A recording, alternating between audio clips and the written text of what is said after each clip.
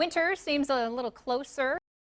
Crisp fall days out there, like it or not, right? Close enough that we're starting to hear predictions of what to expect this winter. Yeah, Storm Team 4 meteorologist Ben Gilbert has been taking a close look at all the factors, and there are a lot of them, to try to figure out what's in store for us this winter. What do you think, Ben? Well, Dwayne and Ellie, everybody's been talking about the old Farmer's Almanac doubling down on the Alberta Clipper pattern that we had the last couple of winters with relentless Arctic outbreaks. The jet stream effectively blocked in place with high pressure in the Atlantic, so the cold air kept coming south. Now, I believe the first half of this winter, however, will be much milder because of the near record El Nino warm water pattern in the tropical Pacific. What that does is confine the polar vortex much farther north, and that gives us a completely different outcome. So here's an explanation. Right now, the warming of the equatorial Pacific, the red and orange temperature colors, is the second strongest on record, rivaling 1997, which brought unseasonably mild Pacific air across the country much of the winter, but also brought a huge snowstorm in February of that year, something to consider.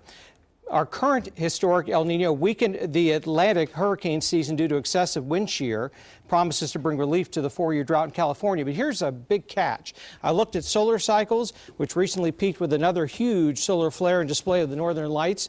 And there is an interesting climate connection between solar activity, where we are in the cycle, and the polar jet stream that does correlate with the dramatic flip to moderate cold and snowier during late winter. So if you think of the core 4 winter months as a football game, the 4 quarters, that would suggest a momentum change about halfway through the third quarter, at least based on all these competing influences. So a mild start? Mild start, maybe even a mild middle. I think there'll be a strong finish. At least the other team will start to gain strength.